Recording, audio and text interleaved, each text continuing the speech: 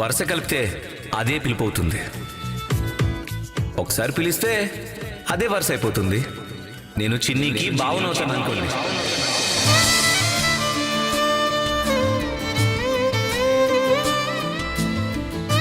నువ్వు కానీ అబ్బాయి. Thank you పెద్దత్త.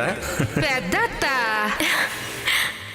మరి మా చిన్నికి పెద్దమ్మవైతే నాకు పెద్దత్తేగా. అరగడ్గాయ్.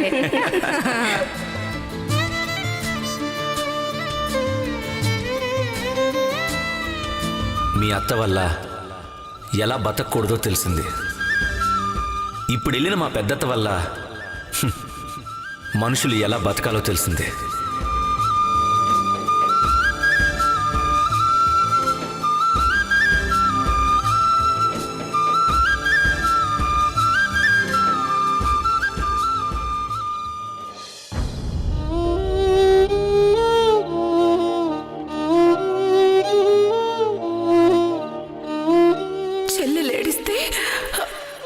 బుజ్జగించాలి. అచ్చో అమ్మలాగే చూసుకోవాలి. చూసుకుంటావు కదా? చూసుకుంటానమ్మా.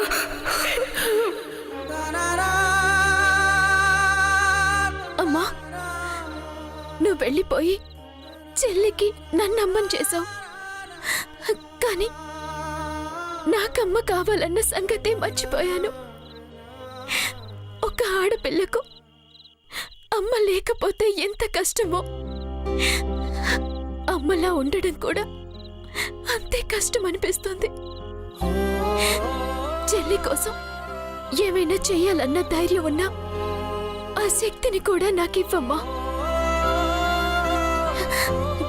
ఇవాళ నువ్వు నాన్న ఉంటే ఎంత సంతోషపడేవాళ్ళు, చిన్ని కార్యం ఎంత బాగా చేసేవారు.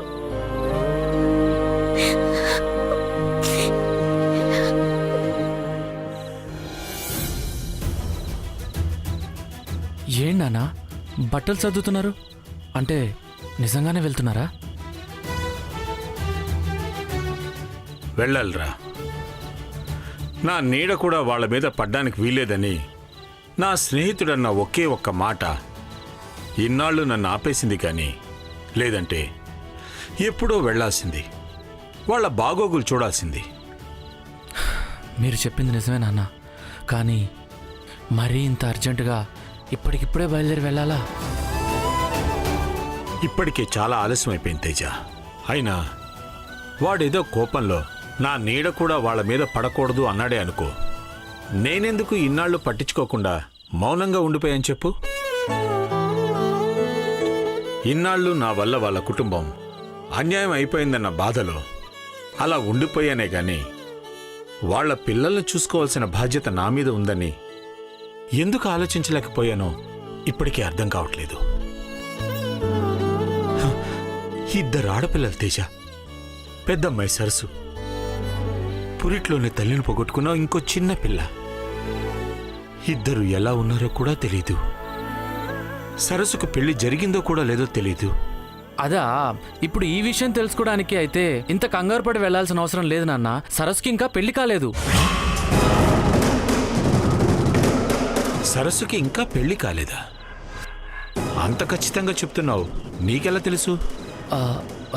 అంటే వాళ్ళ నాన్న లేరు, అత్తమామలు ఎలా చూసుకుంటారో అని మీరే అన్నారు కదా నాన్న. ఇద్దరు ఆడపిల్లల్ని సరిగ్గా పెంచడమే కష్టం. అలాంటిది అంత తొందరగా పెళ్లి చేసే అవకాశం ఉండదు నాన్న. అదేరా నా బాధ. అందుకే ఇంత తొందరపడుతున్నా. వెంటనే వెళ్ళి వాళ్ళని చూడాలి, వాళ్ళ పరిస్థితి ఏంటో తెలుసుకోవాలి. నా చేతుల మీదుగా పెళ్లి జరిపించాలి. అప్పుడు గాని నా మనసుకు ప్రశాంతత ఉండదు. నిజమే నాన్న. కానీ కానీ ఏంట్రా? వాళ్ళని పట్టించుకోవాల్సిన అవసరం లేదు, వెళ్ళొద్దని మీ అమ్మ చెప్పమందా? అయ్యో అదేం లేదు నాన్న. మీరు సరస్సు గురించి ఆలోచించడం నిజంగానే చాలా సంతోషంగా ఉంది. అసలు ఇంత మంచి మనసు ఎంతమందికి ఉంటుంది చెప్పండి. మీరు అనుకున్నట్టే వెళ్ళండి, మీకు నచ్చినట్టే చేయండి. కానీ చెల్లి పెళ్లి చూపులయ్యాక వెళ్ళండి నాన్న. మీరు లేకుండా చెల్లికి పెళ్లి చూపులంటే బాగోదు కదా నాన్న. వచ్చిన వాళ్ళు మీ గురించి అడిగితే ఏం చెప్పాలో తెలియక అందరి ముందు అమ్మ తలదించుకోవాల్సి వస్తుంది నాన్న. మా బాధ అదే, అంతేగాని సరస్సు గురించి పట్టించుకోకూడదని కాదు. పోనీ అంతగా కావాలంటే చెల్లి పెళ్లి చూపులు అవ్వగానే సరస్సు దగ్గరికి వెళ్ళండి. సరస్సుకి ఒక మంచి సంబంధం చూడండి. చెల్లి పెళ్లితో పాటు సరస్సు పెళ్లి కూడా కలిపే చేద్దాం. కుదరకపోతే ముందు సరస్సు పెళ్లి చేసి తర్వాత చెల్లి పెళ్లి చేద్దాం. చెల్లి పెళ్లి చూపులకి మాత్రం ఉండని నాన్న, ప్లీజ్. సరే, నవ్య పెళ్లి చూపులు అయ్యేలోగా ఒకసారి సరస్సును చూసి వచ్చేయచ్చు అనుకున్నానురా. కానీ మీరు ఇంత కంగారు పడుతున్నారు కాబట్టి ఇన్ని రోజులు ఆగిన వాణ్ణి. ఇంకొక 2 రోజులు ఆగలేనా? నవ్య పెళ్లి చూపుల తర్వాతే వెళ్తాను. థ్యాంక్స్ నాన్న.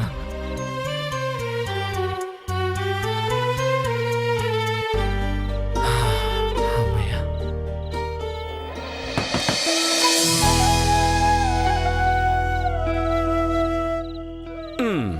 పద భోంచేద్దాం. రాహుల్ బాబు, ఆ? అయ్యో ఊళ్ళో వాళ్ళందరూ వెళ్ళిపోయారే. ఊర్లో వాళ్ళు ఎందుకు? ఇవి ఊరందరికీ బంతి భోజనం పెట్టడానికి కాదా? ఆ? ఇది మన ముగ్గురికే, మనమే ఫినిష్ చేయాలి.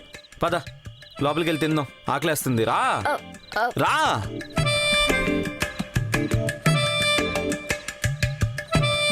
సరసు వెళ్ళి చాప ప్లేట్లు తీసుకురావు.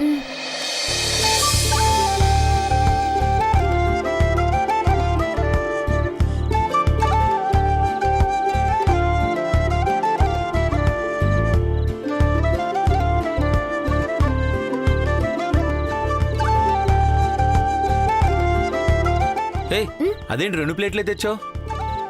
మరి చిన్నీకి? ఒకటి చిన్నీకే, ఆ? దానికి తినిపించిన తర్వాతే నేను తింటాను.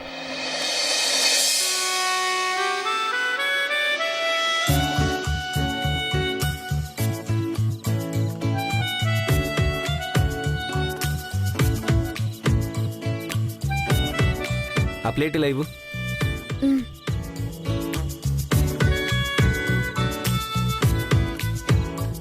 ఇన్ని కర్రీస్ ఉండగా అదే వేసుకుంటున్నావేంటి? పెట్టుకో. అవన్నీ వద్దులేండి. ఈ కర్రీస్ అని బాగుంటాయి, వేసుకో. వద్దులేండి.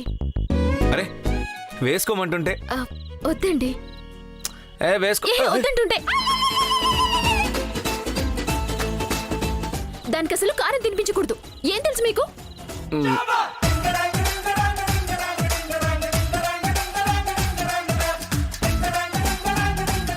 లోపల నుంచి ఒరిజినల్ సరస్సు బయటికి తన్నుకొచ్చినట్టుంది.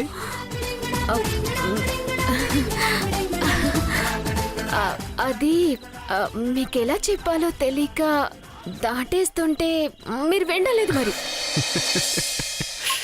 నువ్వు ఒబీడియంట్గా ఉంటే అస్సలు సూట్ అవడం లేదు. అప్పుడప్పుడు ఇలా ఉంటే ఒరిజినల్ సరస్సుతో మాట్లాడుతున్నట్టు అనిపిస్తుంది. చిన్నికిప్పుడు కారం అస్సలు పెట్టకూడదని పెద్దమ్మ చెప్పింది. ఓహో, లేడీస్కి ఎన్ని కష్టాలో పాపం. ఆడవాళ్లకు పుట్టినప్పటి నుంచి చాలా ఫంక్షన్లుంటాయి. మా మగవాళ్ళకి ఎందుకు ఉండవో అని అనుకునేవాడిని. కానీ ఇప్పుడిప్పుడే అర్థమవుతుంది, అవి ఫంక్షన్లు కావు, మీకొచ్చిన కష్టాలకు గుర్తులు అని. అవును, చెవులు కుట్టించినప్పుడు, పెద్దయినప్పుడు, పెళ్ళయి పుట్టిల్లు వదిలి పోతున్నప్పుడు, కడుపుతో ఉన్నప్పుడు, పురుడు పోసుకున్నప్పుడు, ఎప్పుడు పంటి బిగువన బాధని తొక్కిపట్టేదే ఆడది.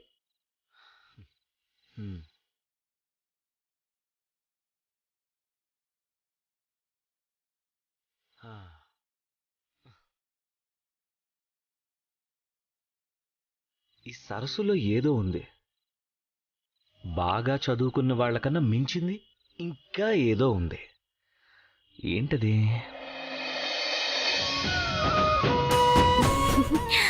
మిగిలింది తర్వాత చెప్తాను. ఈ ఒక్క ముద్ద తిను.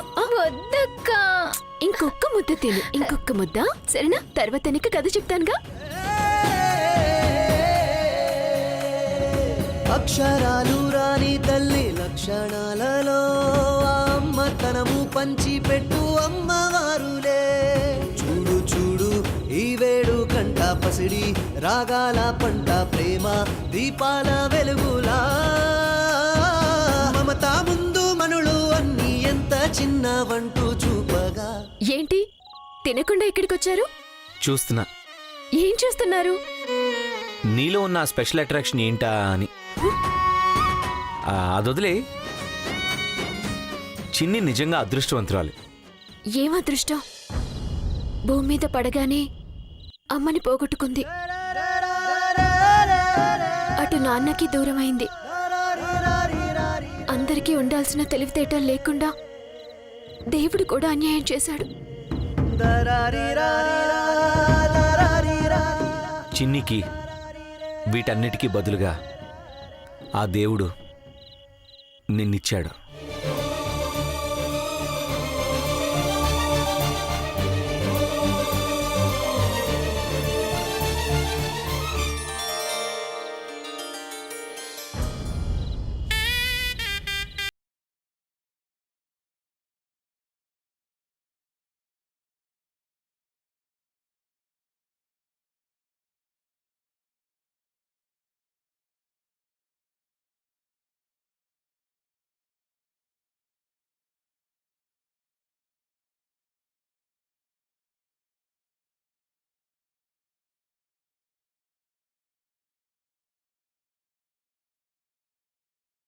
పోనా నెట్రా దేవుడో, ఇప్పుడు నా నేటి చెయ్యాలరా నాయనో.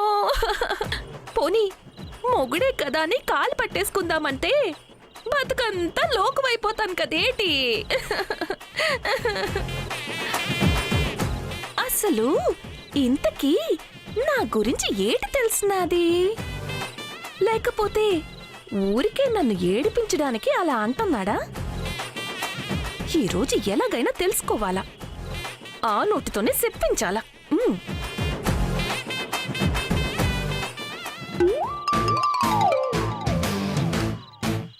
ఇదేంటి, ఆ విషయం గురించి ఇంకా టెన్షన్ పడుతున్నట్టుంది. అయినా నేనేదో మాట వరుస కంటే ఎందుకింత టెన్షన్ పడుతుంది? అంటే ఎవ్వరికీ తెలియకూడని విషయం బయటపడకుండా దాచిన నిజం ఏదైనా ఉందా? ఏదో ఒకటి భయపడుతోంది కదా. ప్రస్తుతానికైతే ఒక ఆట ఆడుకుందాం.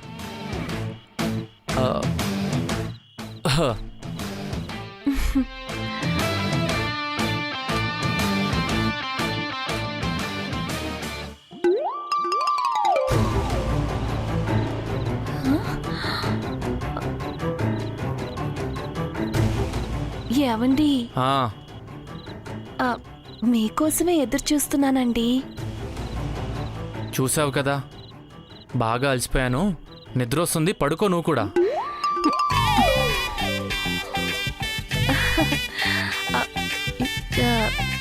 ఏవండి, అప్పుడే నిద్రపోతారేంటండి? మీతో మాట్లాడాలి, లేవండి.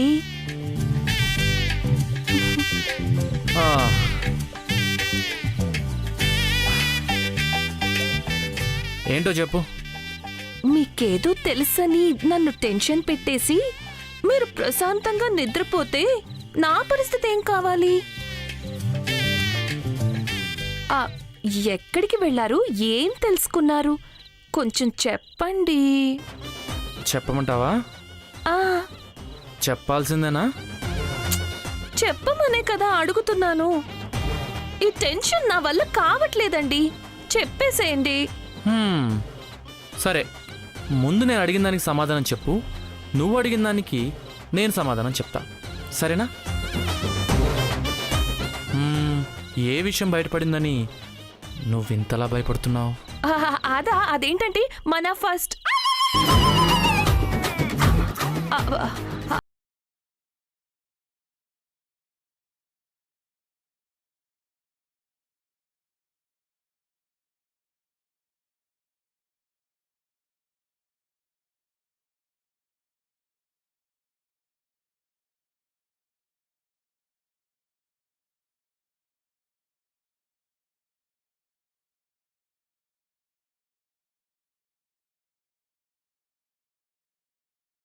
అయిపోయింది, నీ చాప్టర్ క్లోజ్.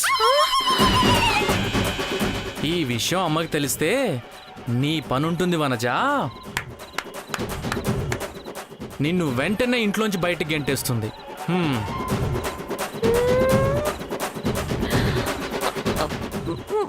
మరి ఆ పక్కది పట్టుకుని ఉంటేను మాటలు లేవు, మాట్లాడుకోవడాలు లేవు. ఒక్కటే షాట్. డిషూమ్.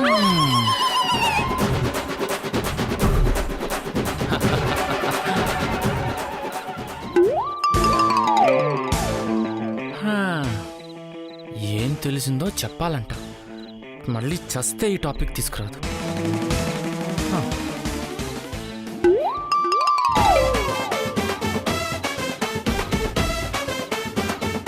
అయిపోనాది. ఈ దొంగ సర్టిఫికెట్లు కాదు కానీ నా బతుకు మొత్తం బుక్కి పాలైపోనాది. ఇంత పని చేసినావేటే వాళ్ళమ్మ, నీకేం అన్యాయం చేసినానే నా బతుకుతోటి ఇలా ఆడుకున్నావు?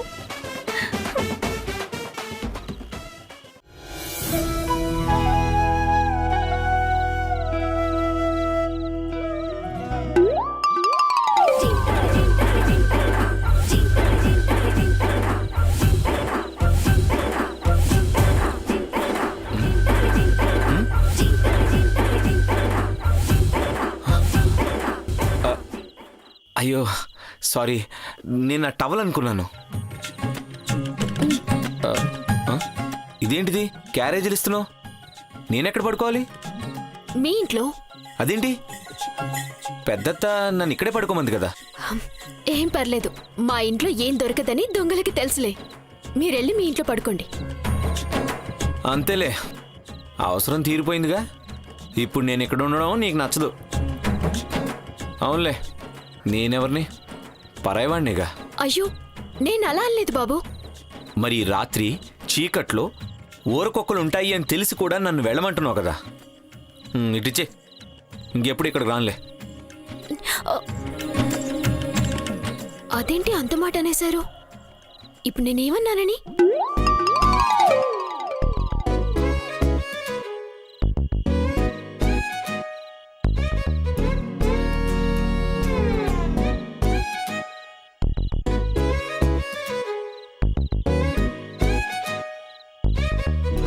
అంత తప్పు మాట ఏమన్నా నేను? రాహుల్ బాబుకి అంత కోపం ఎందుకు వచ్చింది అసలు? ఏంటో.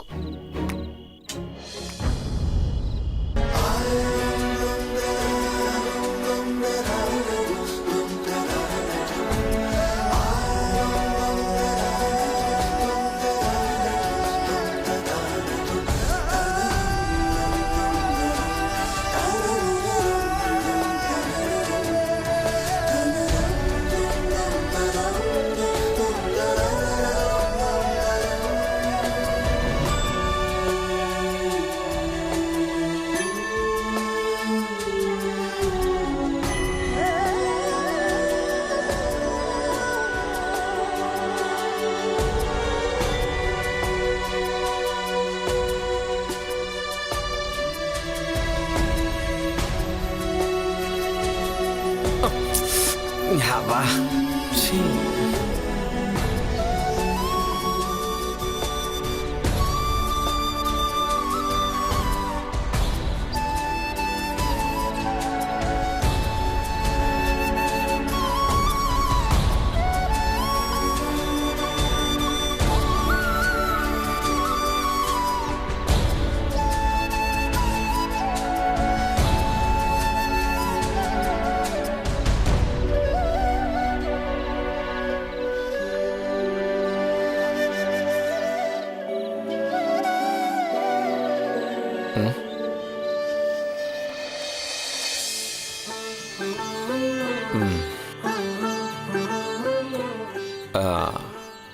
వెళ్ళిపోదాం అనుకున్నాను, కానీ చీకటి అంటే భయం వేసింది. మీకు భయం? మీరు ఎక్కడెలా పడుకుంటారు రాహుల్ బాబు? ఏ, మీరు పడుకోవట్లేదా? మీ ఊరు దోమలు మిమ్మల్ని కుట్టవా? నువ్వేదో దోమలు కొట్టకుండా మందు తయారు చేసావంట కదా, ఏంటది? ఉప్పు కప్పురం. ఉప్పు కప్పురం కాదు, పచ్చ కర్పూరం. ఓ అదే కొంచెం తీసుకొస్తావా? అయితే ఇక్కడే పడుకోవాలనుకుంటున్నారన్నమాట. సరే ఉండండి, తెస్తా. అబ్బా.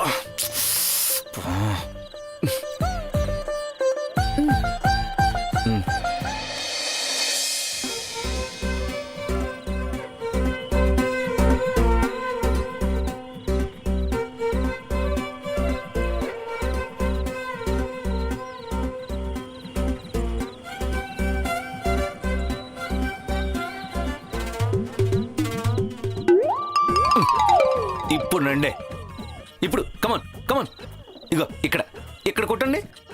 ఆహా, ఇక్కడ కొట్టండి. రా.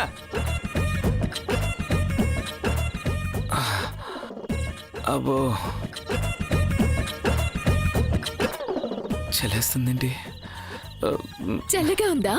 లేదు, హాయిగా ఉందిలే. ప్రశాంతంగా పడుకోండి.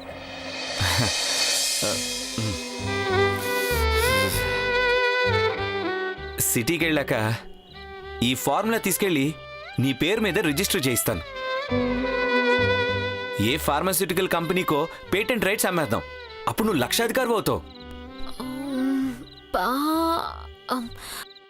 నాకేం అర్థం కాలేదు.